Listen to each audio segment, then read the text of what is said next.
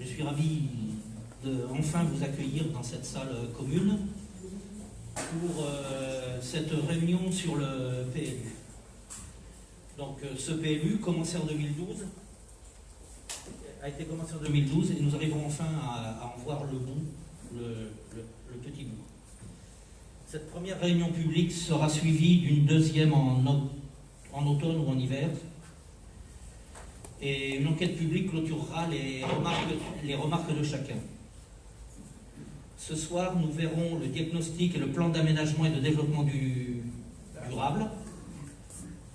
Et Adèle Chaise du cabinet Altereo va vous faire la présentation. Avant, Julien Paccioni va vous donner quelques consignes concernant l'utilisation du micro pour ceux qui voudront prendre la parole.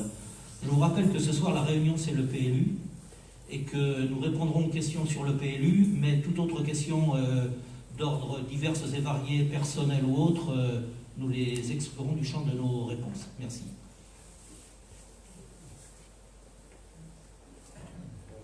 Bonjour, c'est bon, on m'entend? Pour prendre la parole, vous devrez donc passer par l'allée centrale et venir au micro qui est placé ici. On vous a mis déjà une hydroalcoolique si vous pouviez vous en passer avant et après avoir pris la parole. Il faut garder le masque pour parler dans le micro, pour les raisons sanitaires. Et si jamais vous voyez que le micro, il n'y a pas la petite lumière rouge, n'hésitez pas à mettre une pichenette dessus pour le déclencher. Voilà. Merci.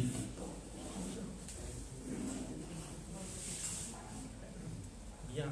Adèle Chaise va donc nous commencer cette présentation.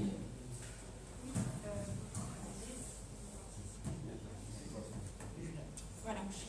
Alors, donc, comme vous a dit Monsieur le maire, donc, on va vous présenter la première partie du travail sur le plan local d'urbanisme qui a commencé donc, il y a très longtemps. Mais donc aujourd'hui, ce qu'on vous présente, c'est surtout un diagnostic. Il faut que je parle. Ah.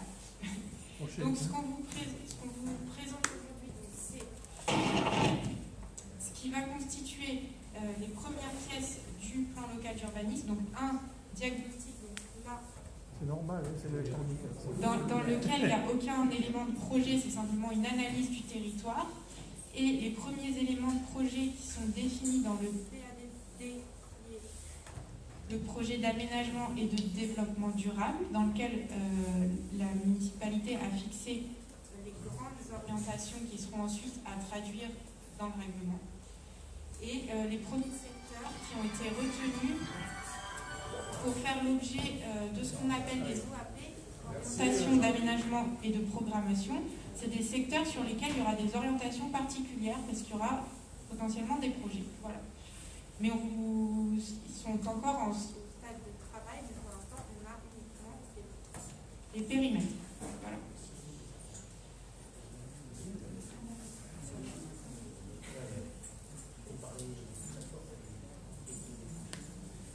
Essayez de me rapprocher plus proche du micro. Ah, ça a l'air de mieux fonctionner. Donc, donc un petit rappel du contexte territorial de Clarensac. Donc il est situé dans un réseau de villes et à proximité de Nîmes, donc qui fait partie de le Nîmes Métropole, comme vous le savez. Nîmes Métropole a notamment intégré un certain nombre de compétences et la compétence habitat et donc porte ce qu'on appelle le PLH, qui est le programme local de l'habitat. Je vous dis ça parce que, en fait, au sein du PLU, il y a beaucoup de choses qui vont être contraintes par ce document-là, qui fixe des grands objectifs, notamment en termes de construction de logements. Il y a un autre document supracommunal, donc au-dessus de la commune, qui existe et qui est sorti également récemment. Le PLH a été approuvé en fin d'année dernière et c'est la même chose pour le SCOT, donc le schéma de cohérence et territorial, Sud-Gard. Donc là, on est sur un périmètre encore plus grand qui définit aussi un certain nombre de choses et le PLU doit être compatible avec ce document. C'est pour cela que nous avons dû procéder à une mise à jour en fait assez profonde de tous les travaux qui ont été menés jusque-là sur le PLU, parce qu'on a 2 grands documents cadres qui sont sortis et qui imposent beaucoup de choses. Ça, c'était simplement pour un petit contexte local. Ensuite, donc, le programme aujourd'hui, je vous présente donc le diagnostic territorial. L'état initial de l'environnement concerne les dimensions plus environnementales du territoire, mais c'est aussi un diagnostic, c'est aussi un état des lieux. Le projet d'aménagement et de développement durable, et uniquement les périmètres sur lesquels seront réfléchies des orientations plus précises dans le cadre de projets un peu plus particuliers. Voilà. Donc le diagnostic territorial concerne les thématiques socio-démographie et logement, forme urbaine et foncier, économie, agriculture, équipement et déplacement. Tout ce qui est biodiversité, risque, toutes les dimensions plus environnementales sont vues dans l'autre document qui est l'état initial de l'environnement que je vous présenterai également succinctement. Donc, au niveau du contexte socio-démographique,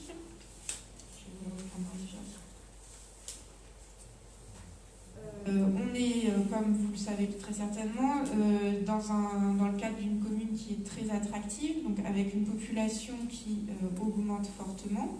Elle a été multipliée par 8 depuis 1970. Une autre caractéristique de Clarensac, c'est qu'on est sur une structure donc plutôt périurbaine parce que son fonctionnement est lié à la métropole de Nîmes, mais plutôt favorisée, avec un taux de chômage qui est inférieur aux moyennes de la métropole et du département, une médiane des revenus qui est plus élevée également, et ce qui démontre bien le caractère périurbain de la commune, c'est que 84% des actifs de la commune travaillent sur une autre commune que Clarensac. Au niveau du logement, du parc du logement existant sur la commune, on a un parc qui est relativement récent.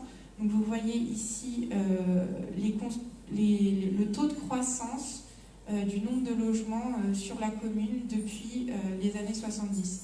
Donc on voit qu'on a un pic autour des années 75, donc une grande partie des logements qui sont issus de ce pic-là, et puis un second pic autour des années 2000, plus petit. Ça nous donne un vivier de logement qui est constitué majoritairement de maisons individuelles, de taille assez grande. Donc 77% des logements contiennent 4 pièces ou plus, 89% des logements sont des maisons, et 93% des résidents sont des résidences principales. Donc on n'est pas sur une structure touristique. Le développement des logements aidés, c'est un gros sujet pour la collectivité, puisque depuis la loi SRU, les communes de plus de 3500 habitants doivent s'organiser pour atteindre un taux de 25% de logements sociaux sur la commune. Il faut savoir qu'on part en 2019 avec 0 logements sociaux. En 2009, pardon, avec 0 logements sociaux, et que depuis, et notamment très récemment, des logements sociaux sont construits pour rattraper ce seuil réglementaire des 25% de logements sociaux. Tout cela, ça sert à être dans les clous par rapport aux objectifs et à éviter de payer des pénalités. Voilà. Bien sûr. Oui, je veux parler des logements, parce que dit aidés. Les logements sociaux, vous m'entendez tous là? Oui. Bon, il faut savoir qu'on est tenu par le plan local de l'habitat, le PLH. C'est l'État, en clair, c'est l'État. L'État, pour la commune de Clarensac, nous étions à une époque en carence de logements dits sociaux, c'est ce que vient de dire Madame Chaiseondé. Et puis, il y a eu un plan qui prévoyait d'avoir sur Clarensac 233 logements dits aidés sur la période allant jusqu'en 2024. Avec la mandature précédente, vous avez déjà vu qu'il y avait eu pas mal de constructions de fait qui ont été réalisées, d'autres qui sont en cours, grâce, si vous voulez, à ce plan qui a été initié. nous sommes passés du niveau carence au niveau en déficit. Pourquoi je vous dis ça? Parce que dernièrement, pas plus tard que vendredi dernier et cette semaine, les communes qui sont dites carencées sont allées s'expliquer devant le préfet pour expliquer les raisons pour lesquelles ils n'atteignaient pas les objectifs de logement aidé, et deux, pour leur dire qu'ils allaient payer des pénalités. Sachez que Carensac, nous payons déjà une pénalité pour avoir un déficit de logement dit aidé. Et puis pour rajouter à ça, la semaine dernière, suite à un décret du mois d'août de cette année, les règles de l'État ont changé. Et là, cette fois-ci, on nous demande non plus 233 logements pour 2024, mais 318 pour 2025. 600 pour 2030. Nous ne sommes bien sûr pas les seuls. Hein. C'est une vie sans fin. Voilà, on est parti de 20% à 25%, etc. Alors, il y a effectivement un peu une incohérence. Bon, ça, c'est mes propos. L'incohérence, forcément, c'est par rapport au SCOT et par rapport à ce que vient de dire Madame. Par rapport aux objectifs initiaux, on change les règles en cours de route, donc c'est très compliqué. Bon, sachez que quand même que, malgré cela, on vous l'expliquera, on est sur un parcours de logement dit aidé qui est normalement cohérent, mais qui nous interpelle dans le cadre, bien sûr, du PLU que nous allons devoir rédiger et finaliser avant l'année prochaine. C'est un peu notre objectif. Bon, voilà, c'est ce que je voulais vous dire pour être bien clair sur tout ce qui est logement et dit aidé, parce que quand on parle de logements sociaux, ça peut être des gens qui sont à très faible revenu, mais ça peut également être des gens qui sont avec des revenus modestes et qui ont besoin d'un logement. Vous pouvez éviter certains logements avec d'autres moyens. Pardon? Les logements sociaux, vous pouvez en éliminer en faisant d'autres choses plus intéressantes. Il peut y avoir un mélange. Si vous pouvez faire des maisons de retraite. Politiquement parlant, alors oui, politiquement parlant, si vous voulez, notre souci à nous, c'est d'avoir de la mixité sociale. Oui, Pour les élus que nous sommes, d'avoir de la mixité sociale. Quand vous avez ramené tous les voyous de Pissima à Carensac, qu'est-ce que vous avez Il ne faut pas dire ça. Toutes les communes qui sont autour des grandes villes, moi j'ai emmené que quelques papiers, parce que je ne peux pas vous amener toute la France, mais je les cherche. On va ouvrir, si vous voulez. Pardon, s'il vous plaît.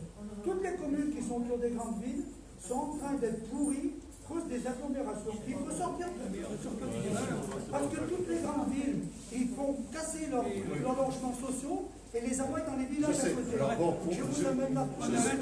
on va, si vous voulez les questions, si vous permettez, on va continuer et après on ouvrira toutes les questions, d'accord?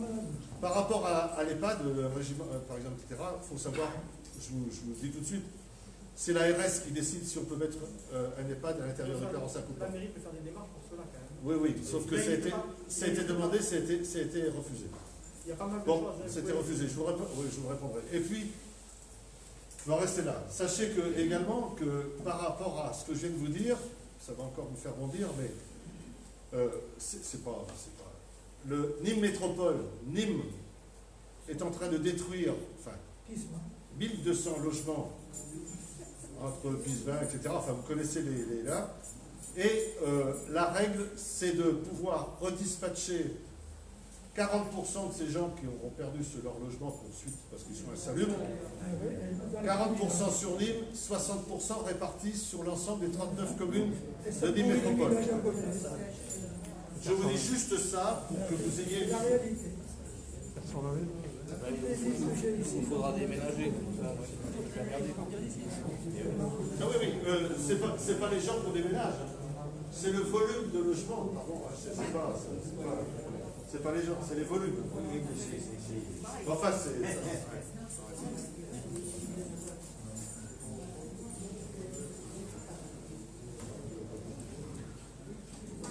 Petite parenthèse logements sociaux, je rajouterai quand même que les logements sociaux, effectivement, ça peut être des choses très diverses et au niveau de la France, il y a 80% de la population qui est éligible aux logements sociaux. Donc il y a effectivement des logements très sociaux, mais il y a tout un scope de logements sociaux qui peuvent exister, qui sont de nature très diverses. Et ça ne correspond pas toujours à l'image qu'on en a. Donc, à la fin de chaque thématique, on tire des enjeux. Donc les enjeux, c'est les choses sur lesquelles on va vouloir définir des objectifs.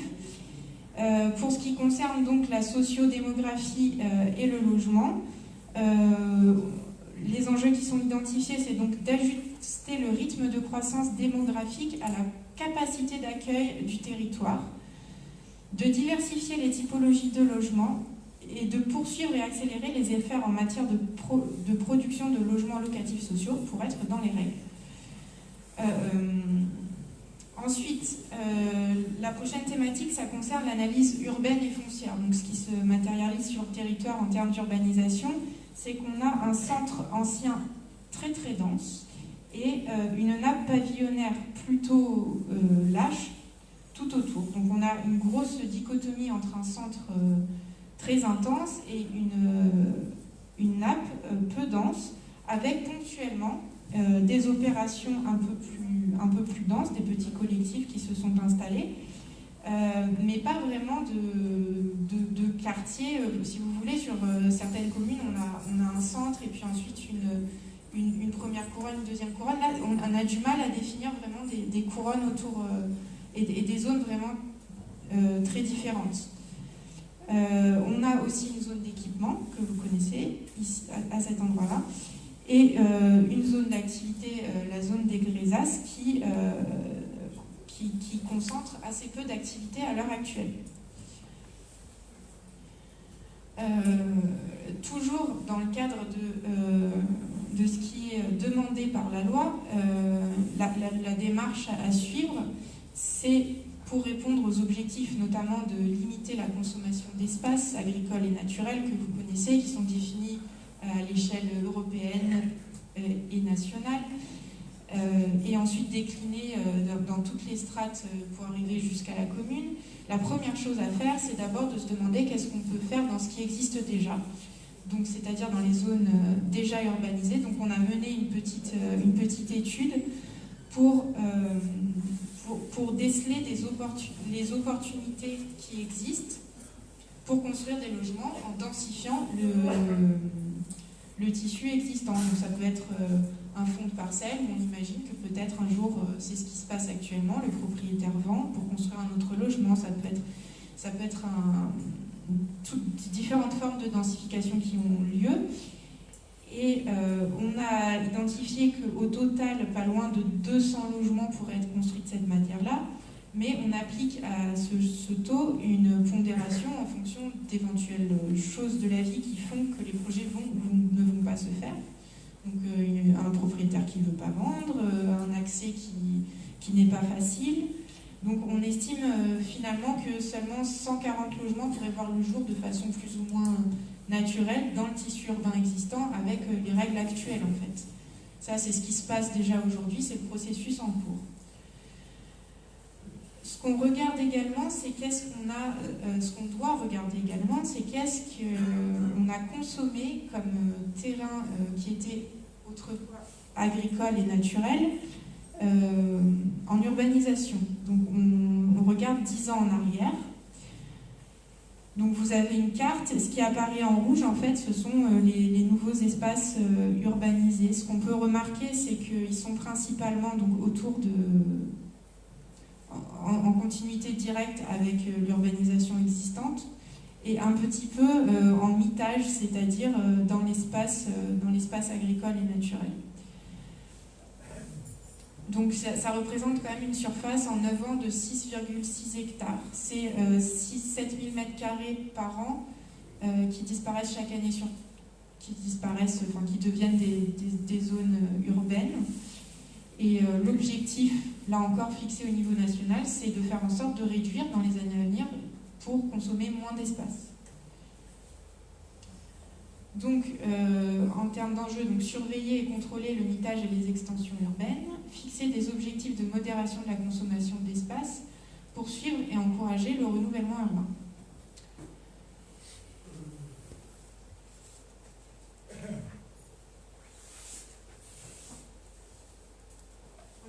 En matière d'économie, on a une dynamique supracommunale qui est plutôt favorable, avec une progression du nombre d'emplois, une légère baisse du chômage, une concentration de commerces, de services, d'équipements structurants dans la ville-centre de Nîmes qui est accessible depuis Clarensac.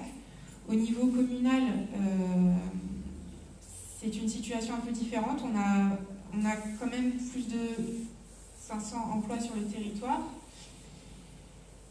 et 276 personnes qui vivent et travaillent sur Clarensac pour 1958 actifs résidents. Donc c'est ce que je vous montrais aussi tout à l'heure, c'est-à-dire que quand même la plus grosse part d'entre vous travaille ailleurs qu'à Clarensac. Les emplois qui sont situés vraiment sur la commune sont principalement liés au commerce, transport et services, et aussi à l'administration publique, l'enseignement, la santé. On remarque une évolution qui va dans le sens où ces secteurs-là sont plutôt de plus en plus forts, tandis que les autres secteurs tendent à perdre du poids au niveau communal, pour ce qui est de l'agriculture, l'industrie et la construction. Là, c'est simplement pour situer un peu les zones d'activité économique sur le territoire. Donc on a la zone du Grézas, et puis des commerces qui se répartissent principalement au niveau du centre ancien, avec un second pôle ici, avec la nouvelle pharmacie, la supérette et le garage. Donc 2 petits pôles de services. Et cette zone d'activité qui pose quand même des questions par ailleurs. Au niveau des activités agricoles, donc on a quand même un bon potentiel sur la commune, avec 8 labels qui sont recensés en AOC ou IGP. On a une surface agricole utile qui est plutôt sur une tendance d'évolution à la hausse. Mais un nombre d'exploitations qui tend à baisser, et la problématique des successions, des successions des exploitations, avec 100% des agriculteurs qui sont recensés ont plus de 50 ans, donc ça signifie qu'il y aura une retraite probablement. Et donc la problématique de qui va reprendre ces exploitations, et on remarque aussi qu'on a beaucoup de cas où ce n'est pas si évident que ça de trouver quelqu'un. Donc les enjeux, c'est de mettre en place une véritable zone d'activité économique, préserver un centre-village vivant et attractif, et préserver les zones agricoles de la plaine de l'Abonnage, car il y a des potentialités à exploiter.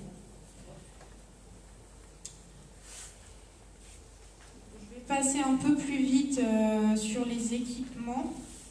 Donc on va parler en termes d'atouts, faiblesses. Dans les choses qui sont très positives, on a un véritable centre-village avec sa place et ses commerces, un bon niveau d'équipement avec un collège, des écoles, des terrains de sport, une vie associative également. Ce qui avait été relevé comme un éventuel manque, c'est l'absence d'une salle de spectacle et de loisirs pour une commune de cette taille-là. Des équipements qui sont situés un peu excentrés par rapport à la ville-centre, et pas de grand espace public qui pourrait accueillir des manifestations importantes. Les enjeux, ce sera donc d'accompagner le développement du village par la mise en place d'équipements adaptés, notamment en matière de culture et de loisirs, améliorer les liaisons automobiles et mobilité douce entre les zones de vie et les grands équipements, développer des équipements et espaces publics de proximité, donc pas loin des habitations, au sein des quartiers, voilà, qui peuvent être aussi des jardins, des choses végétalisées. Au niveau des déplacements, on a l'avantage d'être desservi par les transports en commun de Nîmes Métropole. On a un itinéraire partagé permettant l'accès au collège à vélo depuis Caveyrac et Saint-Côme, et des stationnements qui sont globalement assez aisés dans le centre-village.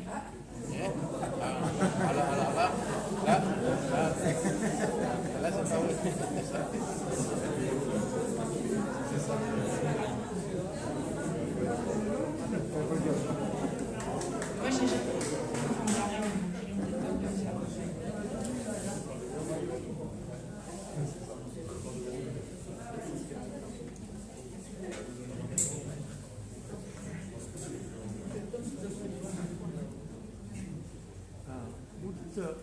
itinéraire partagé.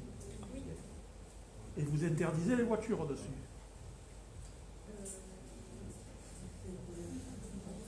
Itinéraire partagé.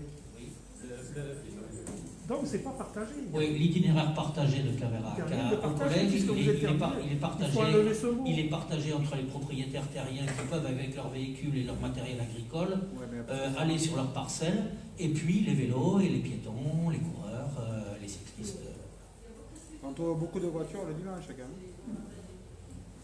Donc c'est pas partagé. Oui. C'est pas La définition, c'est un itinéraire partagé. Voilà, tout simplement. Itinéraire privilégié, oui, moi je suis d'accord. Mais pas partagé, puisqu'on ne prend pas les voitures. Si on prenait les voitures, ça serait une route communale, et il en existe une autre en parallèle. On en croise beaucoup. Hein. Mais vous choisissez comme vous voulez, mais ne mettez pas partagé. Il y a plusieurs modes de transport, puisqu'il y a à la fois les piétons, à la fois les vélos et les usagers qui sont directement, qui ont un accès direct sur la voie. Ah, c'est une erreur. Non, c'est une erreur. C'est une erreur de transcription, effectivement. De toute façon, nous sommes là en réunion publique pour discuter, pour faire les corrections éventuelles sur le PLU. Ces réunions servent à ça. Hein. Voilà. Bon, alors vous allez être d'accord pour dire qu'il y a quand même un accès à Nîmes qui est encombré, j'imagine. Voilà. Oui. Donc le réseau viaire, c'est-à-dire le réseau des routes, il est convergent vers le centre du village, donc ça génère des trous au niveau de ce centre, dû à la morphologie de la ville, avec des voies anciennes autour du centre qui ont une largeur limitée et qui ne sont pas toujours calibrées pour accueillir un flux important de véhicules. Et des liaisons douces piétons-vélos qui sont encore trop peu développées pour pouvoir se déplacer au sein de Clarensac par ces modes-là. Excusez-moi, puisque on peut modifier, il faudrait rajouter dans les PDS que le réseau viaire, comme vous dites, comme les chemins de Saint-Dié ou les chemins de Cabesson qui pouvaient permettre de désengager l'accès au village, ne sont pas vraiment accessibles. Ça pourrait être aussi un objectif de pouvoir désengager le village par d'autres voies. Oui, mais ça fait l'objectif d'un chapitre plus tard. Alors, l'inconvénient majeur sur Clarensac, c'est la symétrie quand même. Tout est en pente, c'est assez stable et tout ça. Donc c'est vrai que bon,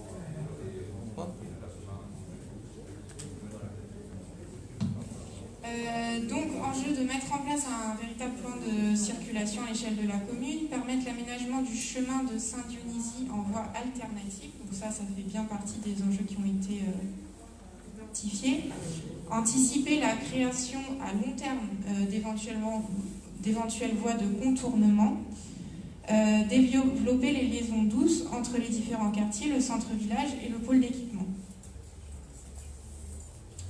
Je vais vous parler maintenant des dimensions plutôt environnementales, donc c'est-à-dire le patrimoine écologique, les risques, le paysage et le patrimoine bâti, l'air, l'environnement sonore, l'énergie, l'eau, l'assainissement. Toutes ces thématiques-là sont traitées par un autre bureau d'études spécialisé en environnement. Donc on a un patrimoine biologique identifié sur la commune qui est très riche, avec un réservoir de biodiversité qui est notamment aussi remis en avant par le SCOT qui a été approuvé récemment, qui concerne toute la plaine agricole. On a des espaces naturels protégés, on a ce qu'on appelle des INIEF qui sont en fait des zones d'inventaire dans lesquelles des inventaires sont faits sur la faune et la flore, donc c'est des zones potentiellement plus intéressantes, et des plans nationaux d'action pour des espèces particulières présentes sur la commune, la pie-grièche, l'aigle de Bonelli, le loutard osselet et l'outard de Canne-Petière. Voilà pour ce qui concerne la biodiversité. Au niveau des risques, on a deux plans de prévention des risques. Donc ça, ils ont été aussi adoptés adopté et il s'impose au fait au PLU. C'est une servitude d'utilité publique, on en a deux. Donc, un qui concerne le feu de forêt, donc c'est celui qui est situé plutôt sur les zones boisées. Vous voyez les zones rouges. Et l'inondation, donc plutôt dans les parties basses du territoire où l'eau ruisselle. Faut savoir que donc, les zones rouges, a priori, sont inconstructibles et les zones bleues sont constructibles sous réserve de respecter des prescriptions particulières qui peuvent être très contraignantes. On a d'autres risques à prendre en compte, mais qui, eux, pour leur part, ne font pas l'objet de plans de prévention à l'échelle communale. Donc c'est l'aléa retrait et gonflement des argiles. Mais des dispositions pour les constructions peuvent exister dans le PLU. Et transport de matières dangereuses, en l'occurrence c'est le gaz avec une canalisation qui passe. Au niveau du patrimoine paysager et bâti, on est sur donc une plaine agricole qui est contournée par des reliefs de garrigues. Donc on a deux grandes entités qui sont le massif de garrigues et la plaine de l'Avonage. On a aussi ce qu'on appelle le paysage ordinaire, vernaculaire, qu'on trouve dans le bourg et notamment les espaces qui sont habités. Donc vous avez un bourg pittoresque ancien avec beaucoup de petites choses qui sont intéressantes architecturalement et d'un point de vue historique. Au niveau des zones périurbaines assez lâches, ce qu'on note, c'est qu'au niveau des franges, c'est-à-dire de la limite entre l'urbanisation et les zones agricoles, il y a peut-être un travail à faire pour rendre ces franges plus travaillées au niveau du paysage. Pour éviter des coupures franches. On a des espaces qui sont agricoles, qui sont globalement très ouverts, donc on peut voir très loin, et ponctués de haies et de ripisylves, donc c'est là où la végétation pousse le long des cours d'eau et des zones qui sont irriguées. Au niveau de l'eau sur la commune, donc on a là aussi on a des documents qui dépassent le niveau communal, donc c'est le SDAGE et le SAGE, c'est schéma directeur d'aménagement et de gestion de l'eau et schéma d'aménagement et de gestion de l'eau. Donc ces documents-là, ils relèvent une problématique de mauvaise qualité sur les cours d'eau au sud, qui sont liés à l'activité humaine, donc que ce soit par l'agriculture ou par l'épuration. L'eau potable, il faut savoir que c'est une compétence intercommunale, donc gérée par une métropole. La commune est alimentée par 3 captages, donc 2 qui sont directement situés sur le territoire communal. La qualité est conforme avec les normes. Il note simplement une présence de pesticides à surveiller. Et la quantité est suffisante pour répondre aux besoins. Au niveau de l'assainissement, là encore, on est sur une compétence intercommunale. Donc il y a la station qui est existante, qui arrive aujourd'hui en limite de ses capacités. Donc un projet à venir pour la création d'une nouvelle unité de traitement pour pouvoir continuer à projeter l'évolution du village. Et des travaux en cours également qui sont menés pour améliorer la séparation des eaux usées et des eaux pluviales, parce qu'une grande partie des eaux pluviales finissent dans la station d'épuration, ce qui fait un volume à traiter supplémentaire qu'on pourrait plutôt rediriger directement vers le milieu naturel, puisque c'est de l'eau de pluie. Donc, en ce qui concerne l'air, l'environnement sonore et l'énergie, donc là aussi, par rapport au seuil réglementaire, au niveau de la qualité de l'air, il n'y a pas de dépassement à noter à l'échelle de Nîmes, mais encore pas de dépassement des seuils réglementaires, mais par rapport aux objectifs, donc c'est un cran que le seuil réglementaire, le long de certains axes très fréquentés, il peut y avoir ponctuellement des problématiques à surveiller, ce qui explique aussi une volonté de diversifier les modes de transport pour éviter de recourir uniquement aux voitures individuelles et thermiques. Environnement sonore, la seule voie qui est classée comme bruyante est située très loin des zones habitées, c'est la D999. mais au sein des zones habitées, on a quand même des départementales qui accueillent un trafic assez important et qui peuvent ponctuellement provoquer des nuisances. La transition énergétique, elle est en cours avec un parc solaire existant et à continuer avec notamment les solutions alternatives à la voiture quand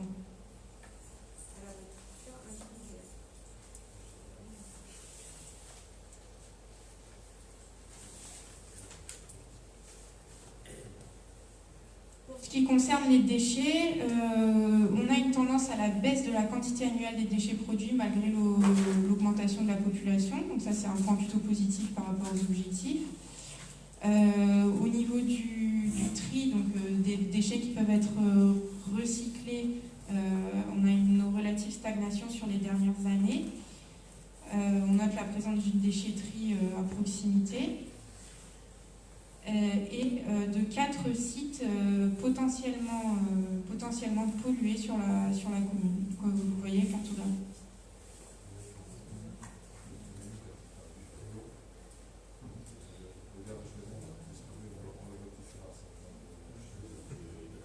Le garage a peut-être disparu, mais ça reste un site potentiellement pollué. Ça peut être lié à une activité qui n'est plus là. Donc ensuite, il y a eu une hiérarchisation des enjeux environnementaux. Donc en enjeux structurants les plus importants, ce qui est identifié, c'est la préservation des milieux qui sont associés au RONI et son caractère d'espace naturel sensible. Donc le RONI est identifié comme un espace naturel sensible, donc il y a beaucoup d'enjeux de biodiversité autour. Et ça va être très important de le préserver lui-même et les espaces qu'il y a autour. Au niveau des risques, évidemment, ne pas urbaniser en zone inondable, de toute façon, c'est impossible. Préserver les milieux agricoles, là on descend d'un cran en termes de niveau d'enjeu, mais on reste dans les enjeux qui sont prioritaires. Préserver les milieux agricoles et naturels remarquables, les corridors et les réservoirs. Prise en compte de tous les autres risques, transport en matière dangereuse, risques d'aléas et gonflement des argiles, notamment ceux qui ne sont pas concernés par un plan de prévention des risques, parce que pour cela, c'est le PLU qui va pouvoir mettre des dispositions spécifiques. Diminuer l'impact des transports sur le bruit et la qualité de l'air, en développant les déplacements doux. Préserver et valoriser les vues sur les paysages agricoles et de garrigues et sur les éléments de caractère. Donc limiter l'extension de l'assainissement par une densification urbaine et bien avoir en tête l'enjeu sur la qualité de l'eau au niveau de la station d'épuration, mais de toute façon les projets sont en cours. Voilà, limiter l'implantation éventuelle d'activités polluantes pour préserver les masses d'eau souterraines. Et ensuite, on a des enjeux plus modérés au niveau des déchets, de l'énergie et de l'air. Donc agir sur la demande en énergie, sur la production de déchets, donc en amont des éventuelles incidences environnementales. Bon, alors ça, c'est la carte des enjeux environnementaux très simplifiée. Donc, on a cette plaine agricole qui est notamment concernée par des enjeux inondations, par des zones d'inventaire et par des zones sensibles au niveau archéologique. On a une zone naturelle et forestière de garrigue avec un intérêt paysager et aussi au niveau de la biodiversité qui est à valoriser, et un risque incendie. Ici, vous avez donc le corridor aquatique qui est représenté par le RONI. Les corridors, ce sont les espaces sur lesquels circulent les espèces animales. Donc il y en a des aquatiques et des terrestres. Le corridor terrestre serait plutôt situé par là, et dans le sens nord-sud entre Clarensac et Saint-Côme. Voilà.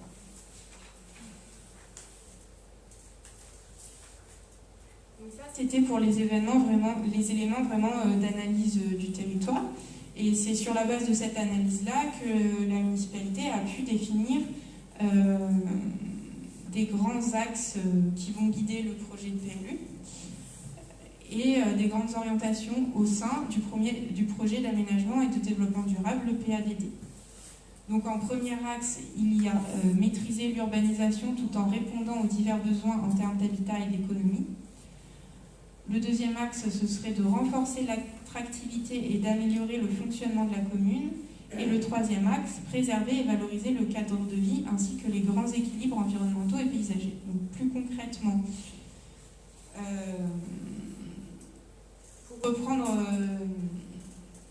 pour reprendre un peu les bases de ce projet d'aménagement et du territoire, le but du jeu, c'est de définir les grandes lignes à 2030, donc à plus 10 ans, et également d'anticiper et de mener une réflexion à plus long terme. Ce PADD s'inscrit dans un projet global de territoire, donc il doit être en accord avec les autres documents du territoire, c'est-à-dire le SCOT, le PLH, dont je vous ai déjà parlé. Le SRCE, c'est le schéma régional de cohérence écologique. Le SDAGE et le SAGE, c'est pour la gestion de l'eau, je vous en ai déjà parlé. Également tenir compte des législations en vigueur. La loi Grenelle et Allure, notamment sur l'environnement et la consommation d'espace. Et la loi SRU, dont je vous ai déjà parlé, pour ce qui concerne les logements sociaux. Donc, dans le premier axe, maîtriser l'urbanisation tout en répondant aux divers besoins, la première chose qui a été fixée et qui est en fait définie par le SCOT, c'est la croissance démographique souhaitée à l'horizon 2030, donc elle est de 1% par an. Pour l'accueil de ces nouveaux habitants, la commune entend produire des logements qui soient diversifiés, donc qui correspondent à la diversité des besoins, par une densification de l'enveloppe urbaine et une extension raisonnée de celle-ci. Donc une densification raisonnée et encadrée plus un site d'extension qui est situé plutôt sur la partie nord de la commune, on y reviendra. Donc promouvoir une diversité dans la typologie des logements, donc pouvoir créer des logements de différentes tailles, de différentes formes, et rattraper le déficit en matière de logements sociaux, je pense qu'on l'a déjà suffisamment dit. Modérer, en troisième grande orientation dans cet axe, ce serait de modérer la consommation d'espaces agricoles et naturels et préserver le cadre de vie. Donc pour modérer la consommation d'espaces agricoles tout en répondant aux besoins de logement, mécaniquement, il faut parler de densité de logement sur les sites de projet. Et donc, on a un objectif de densité moyenne globale qui est d'au moins de 25 logements à l'hectare. Donc, optimiser l'enveloppe urbaine, c'est-à-dire utiliser ce qu'il reste à l'intérieur des espaces déjà urbanisés pour construire des logements. Il y a environ 8 hectares qui pourraient être mobilisés. Et prévoir une extension au nord d'environ 3,3 hectares et à vocation d'habitat, et une autre extension à vocation, pas d'activité, mais d'équipement. Quatrième élément, conforter et développer l'activité économique locale. Donc promouvoir la réalisation de programmes mixtes, donc qui intègrent à la fois du logement et qui peuvent intégrer d'autres activités compatibles avec le logement évidemment, donc sans nuisance. Maîtriser les changements de destination des rez-de-chaussée. Donc quand on a un commerce par exemple en rez-de-chaussée, c'est une volonté de le conserver et qu'il ne devienne pas un logement. Conforter le caractère économique de la zone du Grésas, qui est peu lisible, et soutenir l'activité agricole qui est très importante pour la commune. Le second acte, c'est de renforcer l'attractivité, améliorer le fonctionnement de la commune. Donc ça passe par développer les équipements et les loisirs. Donc il y a le pôle d'équipement public autour du secteur du collège qui est renforcé et affirmé. Et il y a des projets de nouveaux espaces, notamment de petits espaces de public de proximité et et la création d'un espace public de loisirs structurant à l'entrée sud du village. Poursuivre le renforcement et l'amélioration des différents réseaux et encourager le développement des communications numériques. Au niveau de la circulation, donc on en a parlé tout à l'heure, il y a des choses à faire pour améliorer les circulations et fluidifier les déplacements de tout type. Donc l'objectif au niveau des circulations automobiles à proprement parler, donc ça va être au niveau de la sécurité et de la fluidification du trafic. Les modes de déplacement doux, on l'a déjà dit, ils sont à développer davantage. Et le maillage et la desserte par les transports collectifs, il y a une volonté de le développer, mais bien sûr, c'est la compétence qui est suprême. Améliorer et réorganiser le stationnement. Donc vous avez réagi tout à l'heure, donc c'est qu'il y a bien des choses à faire au niveau du stationnement, notamment à proximité du centre du village. Prévoir la réalisation de places de stationnement suffisantes dans le cadre des nouvelles opérations, puisque si on est voué à accueillir de nouveaux habitants, il va falloir pouvoir prendre en compte des véhicules supplémentaires. Et au niveau des équipements structurants, donc des voies.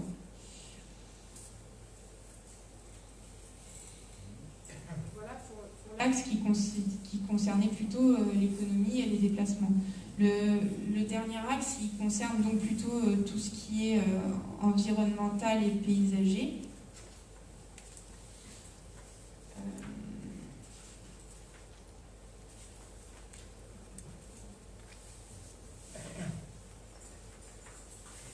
Donc on a un patrimoine naturel et des continuités écologiques qui sont identifiées sur la commune qu'il s'agit de préserver. Ces réservoirs et ces continuités constituent la trame verte et bleue qui est définie à plusieurs niveaux, là encore au niveau régional, au niveau du SCOT, et on définit une trame avec le bureau d'études spécialisées encore plus précise au niveau communal pour être sûr de bien préserver ces fonctionnalités écologiques. Il s'agit aussi de préserver les grands équilibres paysagers, donc ce qu'on voit, l'aspect de la commune actuellement, le maintenir parce qu'on a quand même un paysage qui est plutôt agréable. Donc ça passe par maintenir une coupure d'urbanisation entre Clarensac et Saint-Côme, de préserver et pérenniser tout ce qui sont les espaces agricoles de la commune, parce que l'activité agricole participe à organiser le paysage et à donner sa forme au territoire. Préserver et mettre en valeur les grands cônes de vue du territoire, donc notamment quand on monte au niveau du relief, de faire en sorte que les vues soient préservées, et préserver la qualité des entrées et des traversées de ville, puisque c'est l'image du village quand on rentre ou quand on le traverse. On n'a pas que des éléments naturels à prendre en compte, on a aussi un patrimoine bâti, donc une architecture qui peut avoir une valeur patrimoniale ou historique. Donc ça concerne la circulade qui est à mettre en valeur et le patrimoine architectural traditionnel du centre ancien qui pourrait gagner à être valorisé. Les risques évidemment sont à prendre en compte, hein, on le dit parce que c'est une évidence, mais il faut quand même le réaffirmer.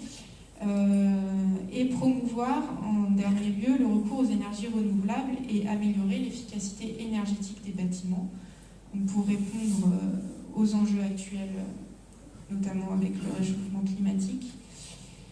Donc ça passe par diversifier les sources et les productions d'énergie alternatives et permettre le recours aux énergies renouvelables, notamment ceux qui sont sur les... Voilà, et concevoir des espaces publics dans un souci de gestion économe des ressources. Donc ça va aussi dans le sens d'économiser l'espace pour ne pas avoir à artificialiser plus d'espace. Ça se matérialise donc par une carte qui conclut ce projet d'aménagement et de développement durable.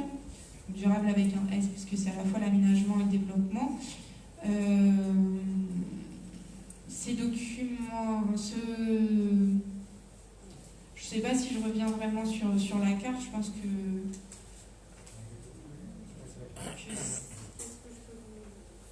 je peux attirer votre attention sur où vont se effectuer les projets, notamment en matière d'habitat. Donc pour ce qui est de l'extension, elle se fera du coup à long terme, pas dans l'immédiat, mais elle est identifiée plutôt au nord du village, donc dans cette zone-là. Ensuite, pour la densification, ça concerne, comme je vous l'ai dit, un peu l'ensemble du territoire avec des parcelles qui peuvent se vendre et des logements qui peuvent se multiplier dans la limite, bien sûr, du raisonnable et des règles qui vont être édictées de façon très stricte pour éviter les nuisances et l'écovisibilité et ce genre de désagréments. Et des sites où il y a des opportunités foncières un peu plus importantes, dans lesquelles, pour ces sites-là, on va définir des orientations d'aménagement et de programmation. Donc je peux vous dire où ils se situent, hein. Ce sont ces deux sites-là qui sont identifiés là.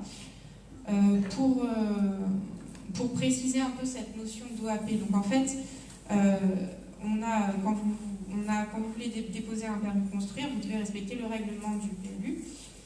Et on a une autre pièce du PLU qui sont donc les orientations d'aménagement et de programmation, qui sont de façon un peu différente, qui ne sont pas tout à fait un règlement, qui sont plus tournées vers le projet, et avec lesquelles ce n'est plus une notion de conformité, donc de se conformer à la lettre, mais d'être compatible avec le projet. Donc c'est quelque chose d'un peu plus souple. Et qui ne constitue...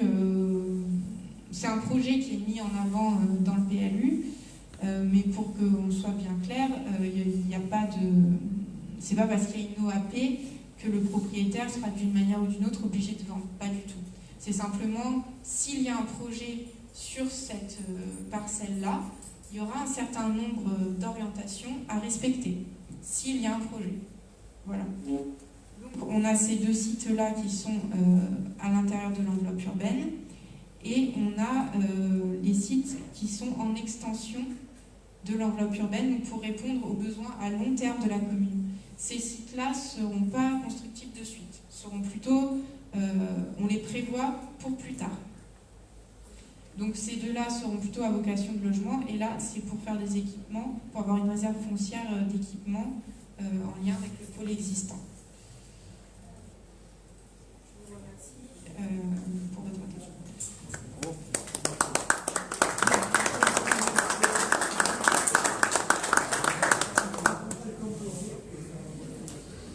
Mesdames et messieurs, nous sommes prêts à répondre à vos questions. Vous pouvez vous avancer si vous voulez au micro. Sinon, on ne vous entend pas.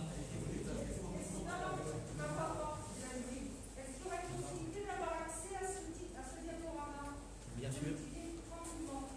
Tout sera publié sur le site de la mairie et sera consultable, ne vous inquiétez pas. J'ajouterais que vous avez aussi, en sortant de la salle, des panneaux là, qui résument aussi un peu ce qu'on vient de dire, avec, si vous voulez vous y attarder plus longuement.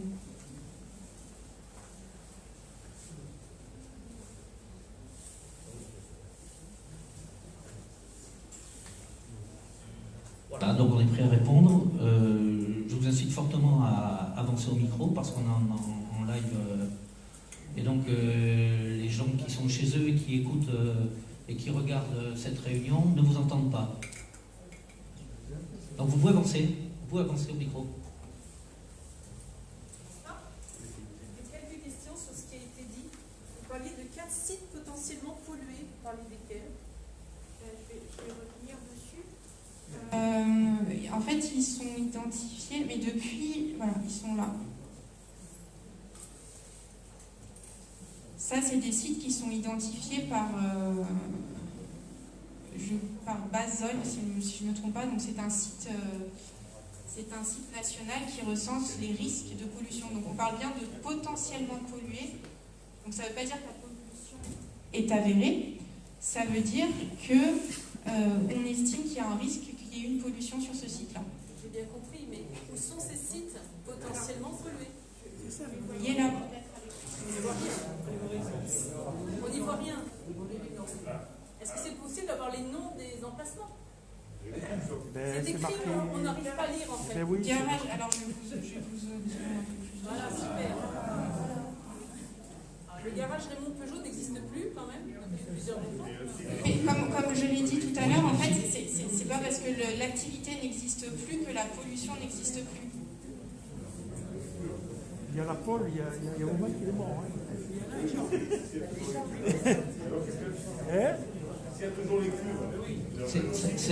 Cet inventaire, c'est l'inventaire qui est fait par les organismes d'État et qui sont encore en vigueur, alors qu'ils soient à jour. Quelquefois, peut-être, certains peuvent en douter, mais c'est la base sur laquelle on doit s'appuyer pour vous présenter les sites éventuellement pollués. À mon avis, ils se sont Voilà. trompés. À mon avis, ils se sont trompés. C'est pas un inventaire exhaustif des lieux. Cet inventaire doit faire partie du PLU, du document du PLU, et nous nous appuyons sur des documents qui existent au niveau des organismes d'État. Le site Paul Viala, à mon avis, ils ont inversé. Luc, ils ont inversé. Ouais, ils ont inversé. Et ensuite, l'autre site Paul Viala, je ne crois pas, à mon avis, il n'y a rien. C'est dans les terres, il n'y a rien. Il y en a un que oui, il y avait la cuve, et l'autre, il y avait le garage Raymond, mais le garage Raymond, il y a une maison maintenant. Non, mais est-ce que la cuve a été enlevée? La cuve, elle n'y est plus. Il y a 40 ans qu'elle n'y est plus. Seulement le gasoil. C'est exactement dans ce terme-là. Le gasoil est un peu dans la route. Voilà, la pollution n'est pas actuelle, mais elle a pu exister. Au bord de la route, le mur, il est plein de gasoil, voilà. Alors il se voit. Ah. C'est de l'information, c'est fourni par des sites nationaux où il y a une suspicion d'éventuels risques. Il n'y a pas de contrainte derrière ça. C'est de l'information. Excusez-moi, prochaine question. Dans le PADD, dans l'axe 1, vous parliez d'une extension nord de 3,3 hectares en habitat et de 1,5 hectares en équipement. Je pense que vous parliez, ce qu'on a vu dans l'axe suivant, renforcer le pôle équipement autour du collège. Vous pensez à quoi? C'est plutôt à M. Gervais que je m'adresse, du coup, parce que je ne sais pas si vous êtes au courant. Alors, moi, je pense à certaines choses, effectivement, mais je vais d'abord vous dire que ce PADD a été validé en février, donc on parle d'un document qui a été réalisé sous l'ancienne municipalité, ce qui ne change pas du tout, ce qui ne change rien aux équipements que nous pourrions faire. Effectivement, nous avons prévu dans notre programme donc de faire une salle polyvalente, nous vous l'avons annoncé. Donc effectivement, elle est sur le terrain, sur un terrain qui est situé au nord du village. Voilà. Ensuite, il y a des équipements publics qui peuvent être faits, mais dans un futur, puisque la zone du Moulon était prévue prédisposée, disons, pour ce genre d'équipement, mais comme on vous l'a dit, elle ne sera pas. C'est une extension donc à la zone à urbaniser et elle ne sera pas faite. D'ici la fin du monde, cette extension. Il y a 3 lots. 3 hectares 3 sont en gros ce qui est matérialisé en haut. Voilà. Ce sont ces zones-là. Elles ont été déterminées par l'ancienne municipalité. Il y a plus de 3 hectares là, non? Non. Non. Mais il y en a un déjà. 1, 2, 3, 4, enfin bon. Et les 3,3 hectares, c'est ce site-là et ce site-là. Ah, d'accord.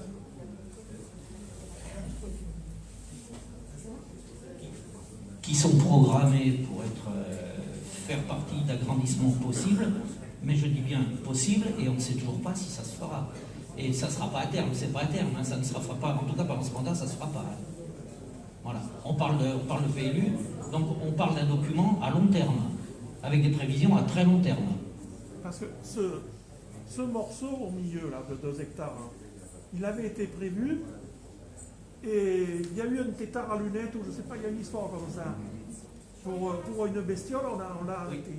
Oui, celui-ci, il y a un enjeu écologique important qui a été signalé comme important, et effectivement, c'est une zone à laquelle, si on fait un aménagement, on devra faire attention à cet aménagement et compenser peut-être l'aménagement de cette zone par la construction d'autres zones aménagées en compensation. écologique.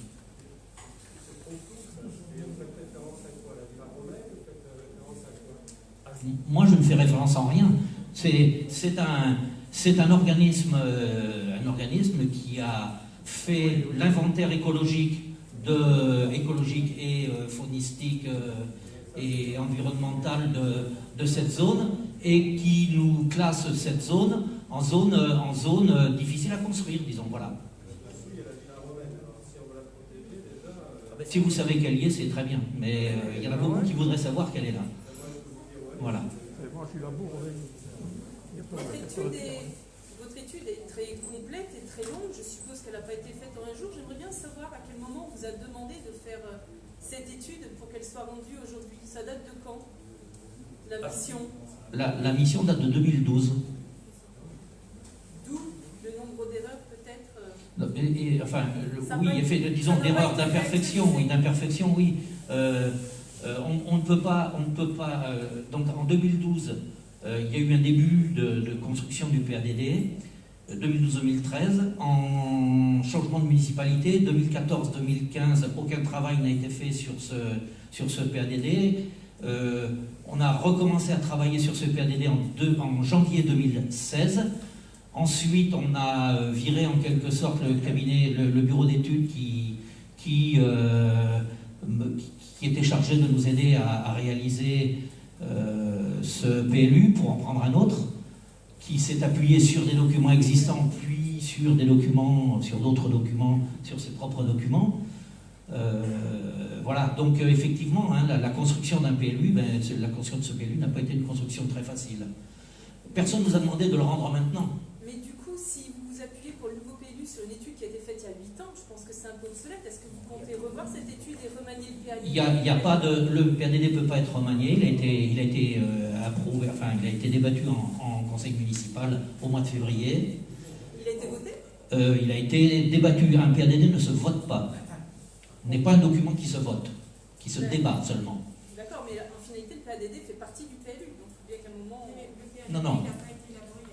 Le PADD a été élaboré très récemment. Le PADD, il a été élaboré en 2014, 2015, 2016, 2017, 2018, 2019. Il avait été amorcé en 2012-2013. Oui, il a abandonné et repris en 2016. Oui. Et après, travaillé en 2017, en 2018, en 2019. Pour les chiffres, voilà. Pour les chiffres de la population, de l'économie, de toutes ces choses-là, bien sûr, ça a été mis à jour récemment. Ça a pas été, on n'est plus sur les chiffres de l'époque. Il y a eu une mise à jour récente des chiffres et il y a eu du coup un nouveau travail qui a été mené. Le PADD de l'époque a été entièrement refondu en accord avec les nouveaux chiffres et les nouveaux documents qui sont sortis entre-temps, le SCOT et le PLH, qui définissent beaucoup de choses. Donc ce qui a été débattu en février 2020 est accessible, on peut le lire, c'est la dernière bouture et ça ne changera plus. Ça ne changera plus. D'accord.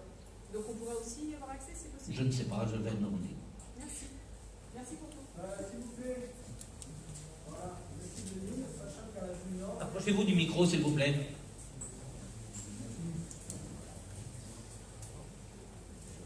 Donc, je suis assez cartésien à la mesure du possible. Donc, je suis de Nîmes, j'habite Clarensac. Bonjour. Je suis de Nîmes, donc super. Donc je suis de Nîmes, donc je sais qu'à la Zone Nord ils détruisent les barres d'immeubles. Donc Nîmes délocalise les gens qui habitaient dans les barres d'immeubles. Donc est-ce que donc ils disséminent et ils envoient les habitants de la zone nord dans tous les villages à droite à gauche. D'accord. Moi, mon père, il habite quartier Capouchidé et ils ont fait des immeubles aussi. Donc, ce que je voulais savoir, c'est donc ces gens-là qui habitaient dans des immeubles, il faut les recaser quelque part. Donc voilà. Donc, ce qui se passe, c'est que ils vont habiter dans les villages ou à Nîmes métropole. Donc, est-ce qu'il y a des gens corrects, des gens pas corrects? Donc, est-ce que je veux savoir le nombre de logements que vous avez effectués, premièrement. Deuxièmement, est-ce que vous avez la possibilité de choisir les gens qui vont venir? Et est-ce qu'il y a certaines communes qui payent des amendes, justement, pour ne pas faire des logements sociaux, pour ne pas avoir à embaucher des policiers municipaux supplémentaires? Donc il y a plusieurs questions dans la question. Parce qu'il ne faut pas se leurrer. Je sais ce que c'est. Je vais vous répondre. D'abord, les communes qui maintenant préfèrent payer pour ne pas construire, c'est fini. C'est-à-dire que ces communes sont carencées, elles ont été convoquées chez le préfet, et c'est le préfet qui va prendre la compétence de l'urbanisme sur leur commune. C'est-à-dire, le préfet va faire construire des logements sociaux sur la commune, sur ces communes-là, et de toute façon, elles auront leurs logements sociaux. Il y a 8 communes dans ce cas-là. Ça s'est décidé vendredi dernier, et voilà. Ça, c'est la première des choses. Deuxième chose, on ne délocalise pas les gens. On détruit 1600 logements. Alors attention, je ne me fais pas le défenseur de la politique je vous dis ce qui se passe réellement pour notre commune. Nîmes Métropole, enfin sur la métropole de Nîmes, et donc dans Nîmes, il y a 1200 logements qui vont être détruits en quelque sorte. On a demandé aux communes qui ne remplissaient pas les conditions, disons, de la loi SRU et qui étaient en sous-effectif de logements aidés, de prendre 40% de ces logements, de prendre le volume de 40% de ces logements. Ensuite, ces logements sont construits par des lotisseurs sur des terrains privés sur notre commune. C'est le lotisseur et le propriétaire qui passent le marché. La commune ne construit rien. La commune ne construit aucun logement. Ça se passe sur le territoire de la commune, mais la commune elle-même ne construit rien. Les lotisseurs, on a contact... Pourquoi Nîmes Métropole ne garde pas ses habitants? Pourquoi? Nous sommes dans Nîmes Métropole. Enfin, Nîmes. Parce que moi je suis de Nîmes et mon père habite à quartier Capuchinet. Il y a 3 immeubles qui sont construits. Et je vous garantis que c'est plus pareil. Voilà, écoutez, ne croyez pas que le logement aidé ne sert qu'à recevoir des gens qui viennent de l'extérieur.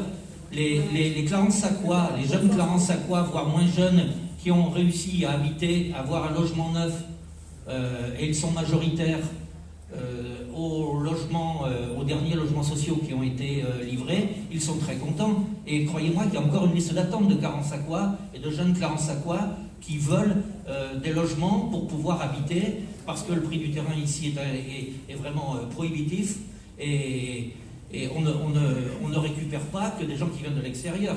Et ensuite, pour la petite histoire, sachez que les gens qui habitent à l'extérieur ne veulent pas venir chez nous. Je vous le dis, ils ne veulent pas venir chez nous, parce qu'effectivement, nous avons un gros inconvénient ici. Nous n'avons pas de transport en commun, très peu, très mauvais réseau de transport en commun. Il y a des cartes qui passent. Et donc voilà, c'est souvent des gens qui n'ont pas de voiture, ou quand ils en ont, c'est différent, mais voilà. Oui, bonjour.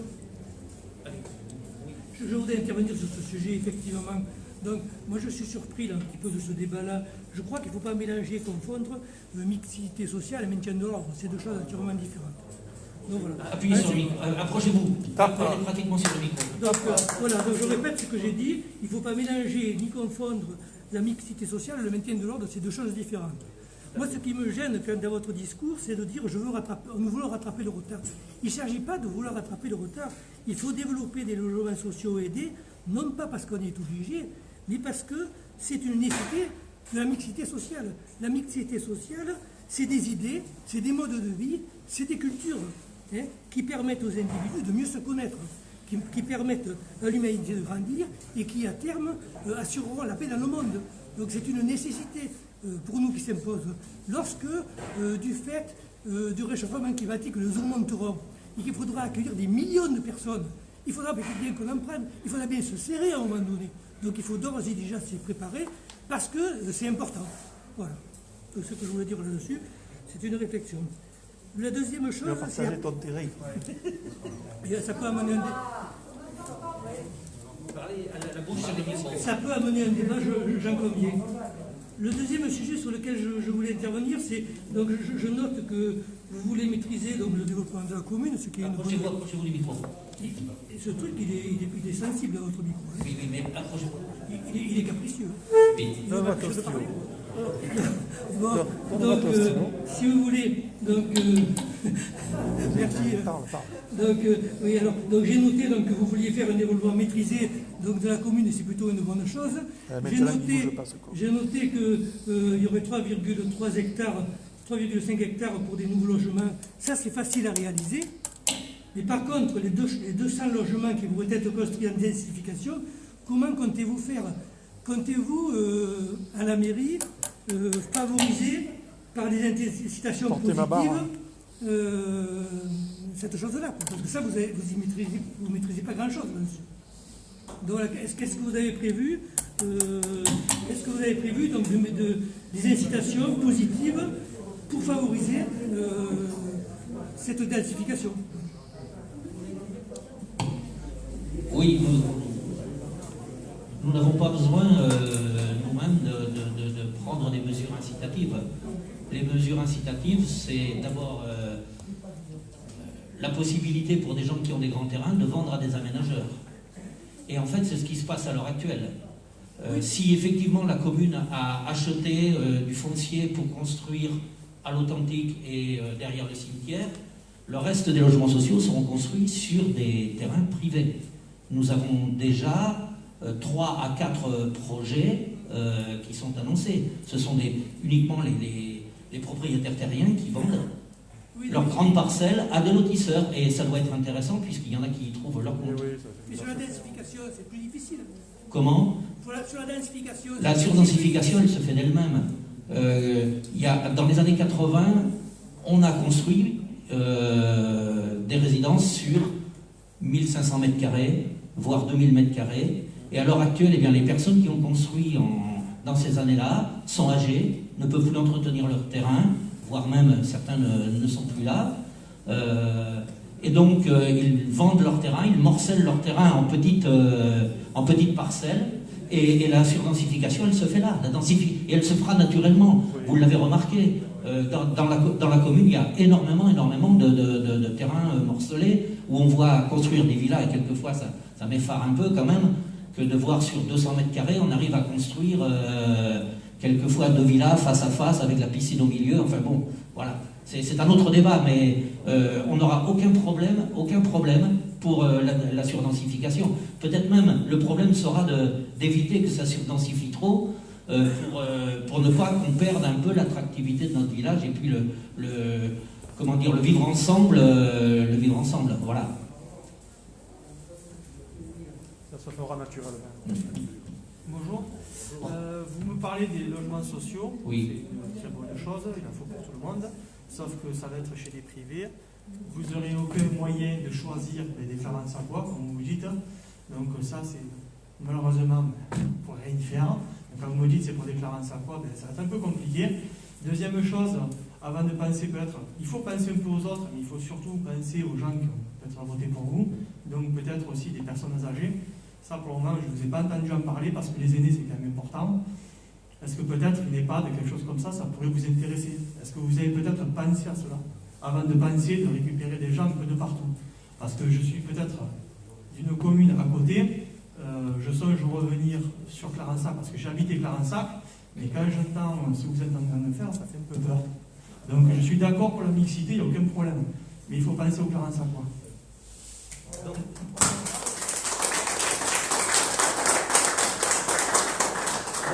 Donc vous pensez que je ne pense pas.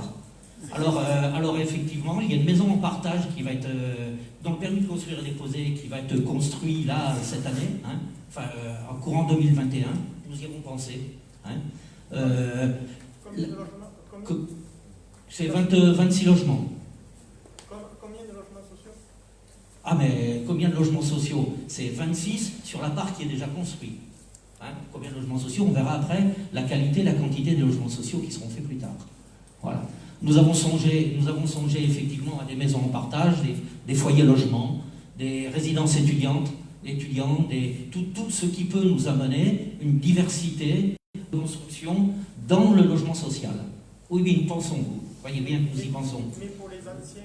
Et pour les anciens, les maisons partagées, c'est fait pour les anciens. Et effectivement, nous encourageons les lotisseurs qui se présentent à nous, qui vont voir les particuliers après pour construire, justement, à aller dans ce secteur-là, comme les foyers logements. Les foyers logements sont souvent des maisons qui sont destinées aux personnes âgées. Ensuite, une maison de retraite avait été prévue. Là aussi, nous avons pensé. Sauf que l'ARS, l'Agence régionale de santé, établit elle-même son programme de construction. Et ce programme de construction, il est plein pour le département. On ne peut plus construire, à l'heure actuelle, d'EHPAD sur les communes. Même en privé. Comment? Ah, le privé, après, c'est autre chose. Mais le privé, je vous l'ai expliqué, à l'heure actuelle, la plupart des constructions se feront entre privés. Par contre, l'attribution des logements sociaux, il faut savoir que lorsque l'on fait un programme de construction de logements sociaux sur notre commune, obligatoirement, le bailleur est obligé de venir avec nous pour que nous ayons une réserve d'affectation de logement. Et effectivement, nous le faisons, et nous avons une réserve d'affectation de logement pour les Clarence-Sacquois. Le département aussi en a, et en général, nous donne son volume réservataire pour que nous attribuions nous-mêmes nos logements. Donc, dans le système, c'est pensé, ne vous inquiétez pas. Donc, pour le moment, vous n'avez aucune option au niveau d'une EHPAD, rien du tout, vous n'avez aucun projet là-dessus? Je ne sais pas, pour l'instant, nous avons pris les manettes au mois de juin, fin mai, voilà. Laissez-nous découvrir un peu tout ce qu'il y a de possible à réaliser, en réalité, et puis voilà, on verra. Madame Jubin. Je ne sais pas. En fait, ça dépend beaucoup des lotisseurs, en fait. Voilà, des bailleurs. Certains bailleurs nous en donnent plus, d'autres un peu moins. Ensuite, il faut savoir que l'attribution d'un logement social ne se fait pas à la condition d'habiter la commune. La commission d'attribution de logement, en fait, elle travaille sur des dossiers. Sur des dossiers sur lesquels il y a la situation de la personne, sa situation familiale, mais également sa situation financière. Les logements sociaux sont financés par différents dispositifs, où, de par ces dispositifs, on est obligé de mettre des personnes qui ont certains revenus minimum pour pouvoir payer leur loyer. Voilà. Donc c'est beaucoup plus complexe qu'on peut le penser, l'attribution de logements sociaux. Mais elle ne se fait pas, effectivement, uniquement au fait que l'on habite à Clarence. Ça, je le reconnais. Est-ce que les personnes avec le casier judiciaire, vous pouvez les refuser? Ah, je ne sais pas. Je ne sais pas. Non, mais voilà. Je voulais poser une question concernant, je ne sais pas si c'est le propos de notre réunion ce soir, mais j'habite Clarence depuis 20 ans, j'ai vu la dégradation de nos routes, de nos réseaux d'eau. Donc vous parlez d'urbanisation pour 45, mais est-ce que quelque chose est prévu pour que nos voiries sont réparées, on change, on modifie également le sens, je ne sais pas, parce qu'on parle beaucoup d'urbanisation, mais qu'en est-il de la voirie, de nos réseaux d'eau et de tout le reste? C'est effectivement un très gros enjeu. Nous allons refaire des routes, continuer à refaire des routes. Tous les ans, nous avons prévu aux alentours de 400 000 € dans l'investissement pour refaire des routes. Voilà, on ne peut faire qu'en fonction des moyens financiers que nous avons. Je ne vais pas vous augmenter vos impôts systématiquement chaque fois que je veux faire un projet qui est un peu hors norme. Voilà. Mais effectivement, c'est un problème. Mais c'est un problème que nous avons dans les discussions avec la préfecture, avec la DDTM, avec le PLH, concernant effectivement cette incitation à construire. Nous avons d'un côté le SCOT qui nous dit qu'il faut limiter la population, l'évolution de la démographie de 1% l'an, et puis nous avons de l'autre côté les services de l'État qui nous imposent un nombre de constructions, et effectivement l'enjeu dans notre commune sera effectivement, eh bien, est-ce que nos moyens financiers seront suffisants pour recevoir toute cette population, c'est-à-dire au niveau réseau, au niveau route, et ainsi de suite, oui, effectivement. Mais ça, c'est un enjeu, effectivement, ça, je le reconnais. Et si ce n'est pas le cas, qu'est-ce qui se passe?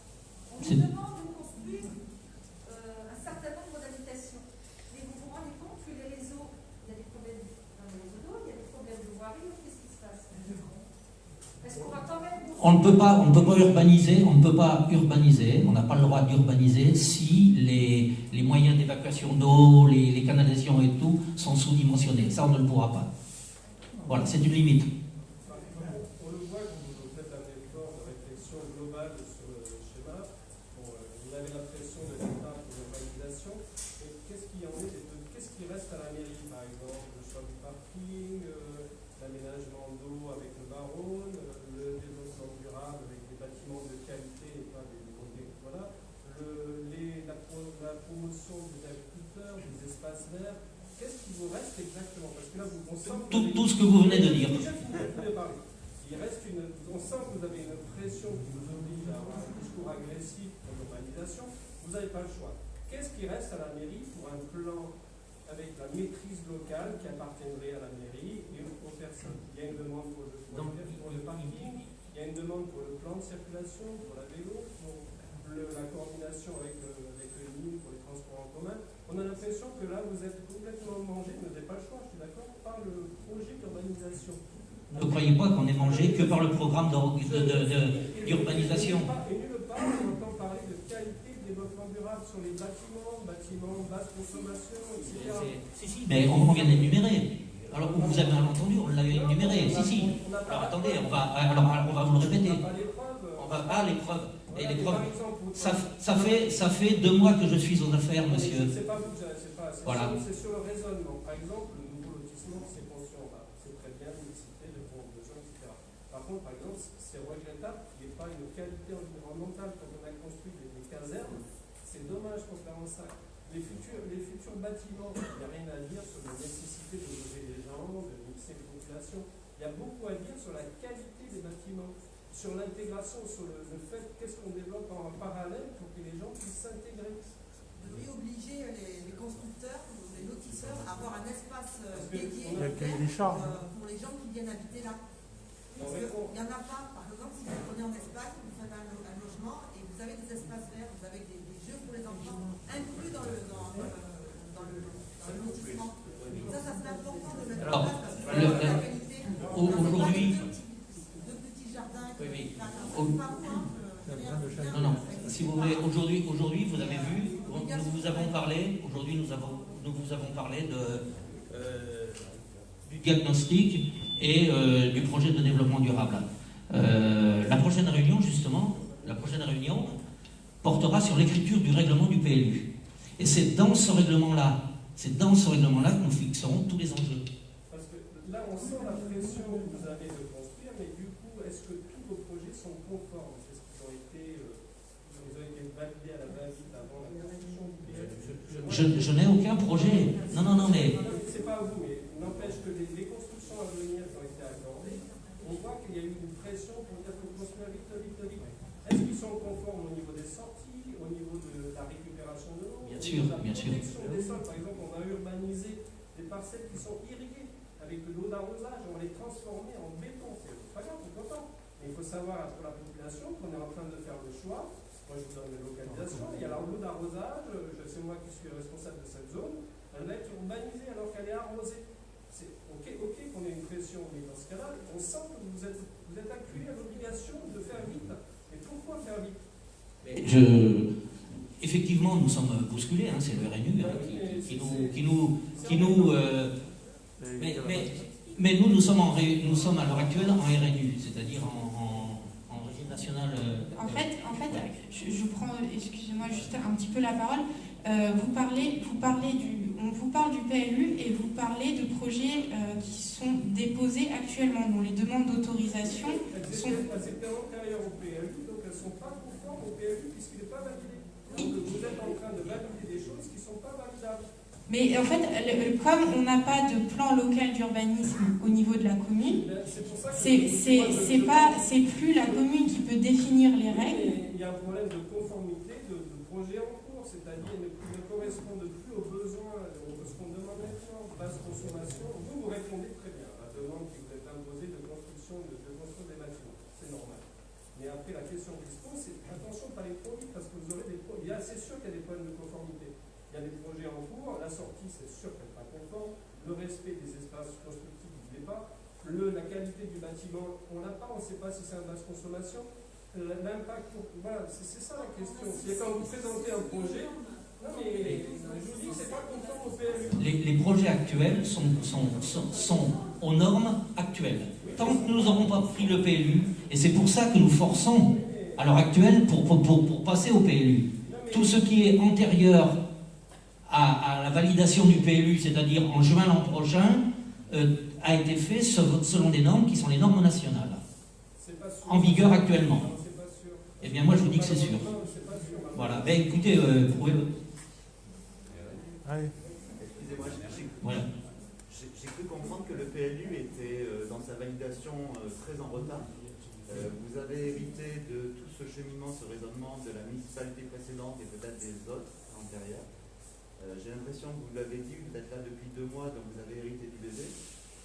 Et le PLU n'a pas été validé, notamment à cause de la grenouille sur le terrain à côté de l'école élémentaire. Et je vois que vous nous présentez le même projet qui a fait capoter le projet initial. Est-ce que vous avez encore un moyen de manœuvre? Est-ce que vous avez la liberté pour le modifier sur les sites, les choix des sites, leur destination? Et ensuite, ce que je voulais vous demander, c'est que vous avez parlé de cohérence, et je vous en remercie, de circulation dans la commune avec un contournement nord, un contournement sud. Mais quand je vois ce qui est positionné, qu'est-ce qui est prévu? Puisque ça, c'est pour 2030 et au-delà. Comment on va circuler autour de tout ça si on densifie encore plus le centre du village et l'existant? Voilà. C'est effectivement des inquiétudes que l'on a et que l'on développe auprès de la préfecture. Mais croyez bien qu'on ne peut pas, par exemple, si vous voulez parler de contournement, on va parler du contournement sud-ouest par la route de Saint-Dionisy. Il y a une route qui rejoint directement le CD40, qui passe par la station d'épuration. Bien, là, je voudrais bien, je le prévois, on l'a marqué, on a fait le plan, on a fait cette trame. On voudrait bien que ce voie de communication existe. Simplement, nous sommes propriétaires à peu près de la moitié de la route, en distance, jusqu'au pont du Rony. De l'autre côté, c'est la commune de Saint-Dionisy. Bien, si on n'a pas soit un programme départemental, soit au minimum l'accord de la ville de Saint-Dionisy, de la commune de Saint-Dionisy, on n'avancera jamais. Et bien pour l'instant, on n'avance pas. Pourquoi? Parce que il faut... le maire ne voulait pas. On est quand même malgré tout dans ce cadre-là limité par nos propres moyens financiers et on ne peut pas aller investir chez les autres. C'est impossible. Donc c'est là, tout là que vient nos contacts à Nîmes Métropole, notre influence si l'on en a, et tout ça. Mais effectivement, si vous voulez, tout ça, ça peut être dans une continuité et ces plans sont des plans de vision à long terme. Hein, et ce qui est souhaitable, c'est que toutes les municipalités qui se succèdent tirent dans le même sens. Qui est une projection, c'est genre voilà. Il y a des choses qui sont déjà dépassées, c'est-à-dire par exemple le plan de circulation piéton, une future promenade qui fasse le tour d'une ville pour que les gens investissent leur ville. Ça, il n'y a rien dans ce plan, c'est-à-dire que... Si. Non, il y a sur des bases qui correspondaient à des anciens critères. Mais ça a tellement évolué que maintenant on en est à demander par exemple une licence de circulation pour qu'il y ait plus de fluidité, qu'on puisse mettre pas cher des pistes cyclables, qu'on puisse intégrer des pistes piétonnes, qu'on ait un projet à long terme d'une promenade. Si vous voulez, je vous ressors les photos de 1900 à Clarensac, les gens se promenaient autour du village. Et oui, mais je vous dis, c'est ça le cœur de la ville.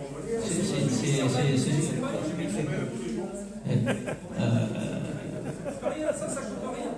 Non, mais ça coûte rien. Nous avons, et c'est des projets qui se feront avant 6 ans, nous avons des projets, nous les avons écrits et nous les ferons. Nous avons la piétonisation des axes. Moi, je vais parler de ça. Je vous dis, le plan mérite d'exister. C'est la première fois qu'on parle du PLU. Mais par contre, les éléments nouveaux... Est-ce que quelqu'un d'autre a des questions à poser? Oui. Oui, juste, vous nous avez exposé ces réunions-là, je vous en remercie, comme des réunions de concertation. C'est ce qu'on fait. Non, mais c'est moi qui dis de consultation, de concertation, mais est-ce que ce qu'on a vu est figé ou est-ce que vous avez encore le moyen de le faire évoluer? Non, on a moyen de le faire évoluer. Par exemple, certaines orientations, et là où on peut effectivement agir encore, c'est dans l'écriture des règlements. Voilà, on peut écrire les règlements d'habitation, d'implantation, on peut toujours changer là, à l'heure actuelle. Maintenant, effectivement, on tombe dans une phase où le PADD était clôturé. Bon, voilà, moi, je ne peux capter le fait que...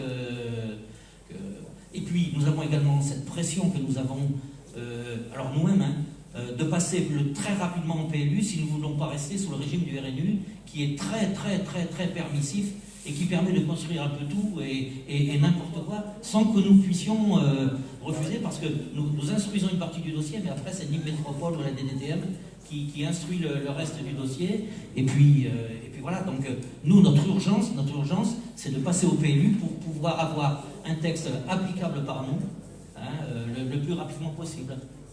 Est-ce qu'on fonctionne dans l'urgence de ce genre de décision? Comment? Est-ce qu'on doit fonctionner dans l'urgence et la pression dans ce genre de décision? On travaille rapidement, mais pas dans la précipitation. Voilà. Il y a de la pression, mais pas de la précipitation. Oui, mais on n'a pas l'impression que vous soyez en dehors de la pression. Ça, c'est pas bien. C'est subjectif, c'est vous qui le pensez. Bon. S'il vous plaît. Oui. Le plan que vous venez de nous proposer, vous pensez qu'il sera mis en place et définitif à peu près quand? La durée de Juillet, août l'an prochain? Août, septembre 2021. Et il y aura des maisons quand même. Il y a des maisons où? Dans les 3 îlots comme vous nous avez montré. Pas avant 2020, pas avant 2000, pas pendant ce mandat-là, je vous le dis de suite. Ça va? Oui.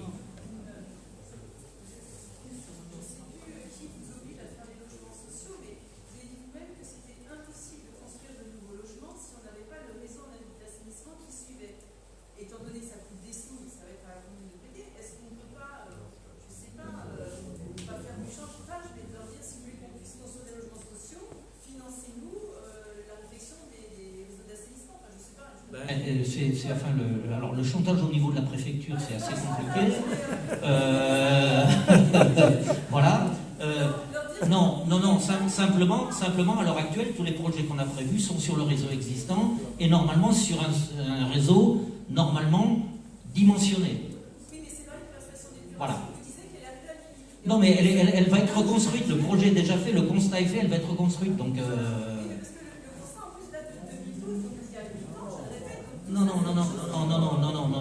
Non, pas le constat sur la station d'épuration.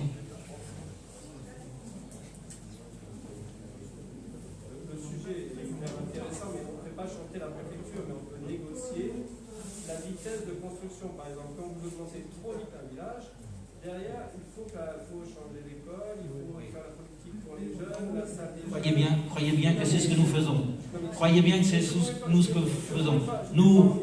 Nous faisons on montre notre bonne volonté par effectivement des constructions parcellaires et étudiées de manière à... Voilà, parce que en fait la loi peut changer, sait-on jamais. Hein. Oui, mais c'est pour ça qu'on peut desserrer les mâchoires de la préfecture et de l'État en disant attention à la vitesse d'exécution, parce que derrière on a le plan pour les jeunes, on a le plan pour les... C'est ce que nous faisons, continuellement. On a quand même l'impression que vous êtes sous pression de la préfecture, voilà. Mais bien évidemment, comme toutes les communes peut-être de France. Oui, mais il y en a qui résistent voilà. mieux que d'autres. Eh bien, nous les verrons, on les comptera. On les comptera ensemble.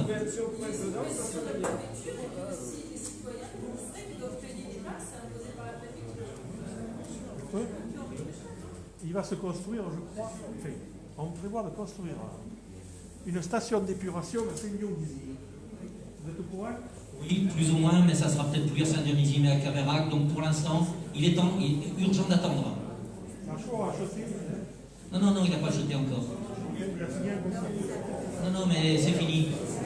Ça a été cassé.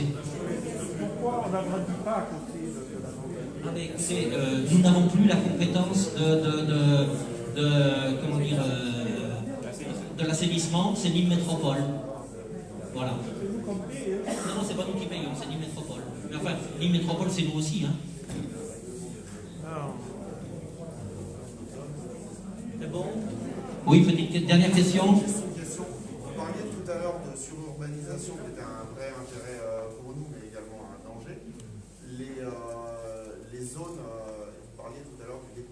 considère des grandes habitations de 2000 m² qui ont été divisées aujourd'hui. Et également, un peu plus loin dans la discussion, vous avez parlé de l'attribution de permis de construire extrêmement cavalier dû au fait qu'on soit sous un RNU et que les permis de construire sont acceptés aujourd'hui par Alès, par exemple. Tout à fait, c'est Alès, oui. Voilà. Ils acceptent, oui. Donc les permis de construire sont dégoûtés pour des raisons valables. En général, hein. En règle Enfin, générale. pas tout, même tout le temps, puisque c'est la loi. Donc, Exactement, tout à fait. Et derrière, il y a forcément une redite, un réessaye, on retente. Oui. Est-ce que ça veut dire que les nouveaux permis de construire demandés, les choses qui sont en cours d'instruction, vont être soumis à ce nouveau PLU, à un règlement plus strict et avec une étude faite par la commune, ou est-ce que ça sera toujours chargé vers Alès? Alors, la DDTM gardera toujours un œil sur les constructions, entre autres les constructions, là où il y a des aléas forts d'inondation ou de ruissellement. Hein. Il sera toujours interdit de construire, que ce soit maintenant ou plus tard, il sera toujours interdit de construire dans ces zones-là. Enfin, dans ces zones-là, attention, on peut construire dans des zones inondables, mais avec certaines préconisations qu'on doit respecter. Oui, mais étant donné que c'est Alès qui accepte jusqu'à aujourd'hui sans pointer sur les terrains, si je peux me permettre, donc sans visu du terrain et sans connaissance du terrain, ils ont une acceptation très facile des permis de construire, vraiment très facile, je peux vous l'assurer. Et donc du coup, après recours et ainsi de suite, les avocats nous disent, de toute façon, on attend le PLU qui a tardé, mais pour de bonnes raisons. Et donc on se demande si, en fait, toutes ces études, toutes ces acceptations de permis de construire vont être revues par la suite, ou ce qui est accepté, on n'y touche plus. Ce qui est accepté est accepté. Ensuite, je ne sais pas si ça sera plus simple d'avoir un permis de construire sous le PLU que sous le RNU. C'est ce que. Voilà. Mais si à l'heure actuelle on signait des permis de construire en série, on le saurait, parce que sachez que la commune est mise souvent en difficulté, voire au tribunal, parce qu'on refuse les permis de construire, parce qu'on les signe en conformité avec la DDTM d'Alès. On est obligé de les signer en conformité avec la DDTM d'Alès. C'est-à-dire que si Alès nous refuse, nous met un avis négatif sur un permis de construire, nous sommes obligés de mettre un avis négatif. Voilà, moi c'était plutôt dans l'autre sens. Voilà. C'était un peu trop facile. Non, voilà, c'est ça, voilà. Je vais vous donner une information concernant le PLU, parce qu'on en a parlé, mais sachez que, et c'est pas nouveau, le PLU, là pour l'instant, il est encore sous, pas l'autorité, mais c'est encore la commune qui dispose de ce PLU pour agir sur l'environnement.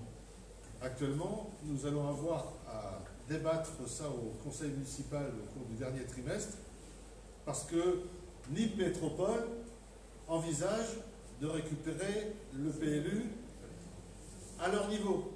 C'est-à-dire qu'à ce moment-là, vous voyez, on discute là comme ça, là, mais ça pourrait, pourquoi pas. Pour ce faire, c'est pas un secret, pour ce faire, donc, il faut que tous les conseils municipaux se prononcent sur le transfert éventuel, et si 25% des communes représentant au moins 20% de la population de Nîmes Métropole décident de conserver le PLU au sein des communes, ça restera en l'état. Sinon, la compétence, le PLU, passera à Nîmes Métropole. Ça veut dire qu'en urbanisme, oui, bon, ça sera... En fait, c'est pas Nîmes Métropole qui veut explicitement, c'est la loi Allure.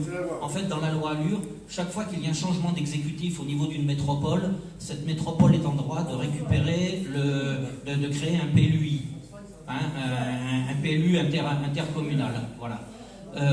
Et donc, comme il y a eu un changement d'exécutif récent, si effectivement 25% des communes ne votent pas contre ce transfert représentant 20% de la population, effectivement Nîmes Métropole récupérera le PLU, d'ici 4 à 5 ans, le temps que ça se mette en place, mais voilà.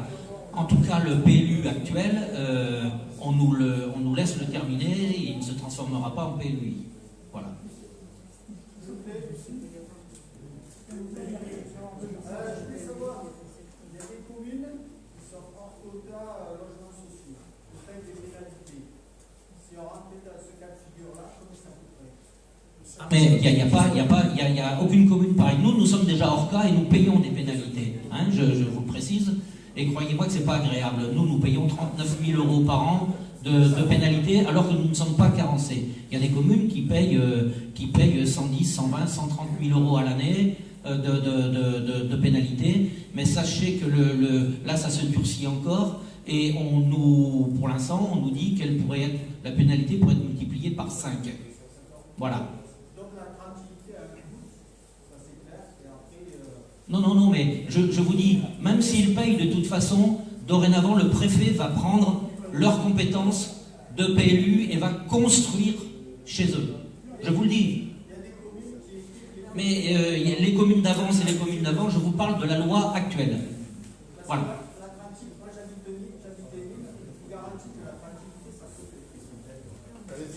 Excusez-moi, c'est pas à vous que je fais le reproche. Oui. Je vois dans ce qui a été dit une incohérence économique, mais surtout écologique. Oui. À chaque automne, on entend parler chez nous avec les épisodes cévenol et méditerranéens de la bétonisation, de la densification. Oui. Dans les permis de construire, on exige des bassins de rétention, etc. Et là, on demande de densifier et de refaire en bloc, d'aller à l'encontre de ce qu'on nous dit chaque fois. Eh bien, donc dans les règlements, les règlements vont faire, on va adopter des règles justement contre l'imperméabilisation à outrance des terrains. Si le terrain de 1500 m² est scindé en 3 et qu'on y fait des maisons, automatiquement... Oui, mais la gestion, oui, mais ces maisons, de toute façon, il faut qu'elles apparaissent. Et si elles apparaissent dans ce qui est déjà artificialisé, mathématiquement, on imperméabilisera moins que si on va en extension. Et ensuite, on va mettre énormément de prescriptions, et là-dessus, il y a une volonté qui est partagée par tout le monde, pour une gestion optimale des eaux pluviales, c'est-à-dire de faire en sorte qu'un maximum de ruissellement puisse s'infiltrer dans le sol, sans ni finir dans les réseaux de la commune, ni finir sur les fonds de parcelles voisins, ni finir pour faire des dégâts. Bien, nous allons conclure. Donc je vous remercie toutes et tous d'être venus et d'avoir participé. Les débats sont quelquefois vifs, c'est bien, ça me plaît. C'est dans le débat qu'on arrivera à construire quelque chose. Et voilà, nous tiendrons compte autant que faire se peut de ce que vous nous avez dit. Voilà, je vous souhaite une bonne soirée, je vous remercie.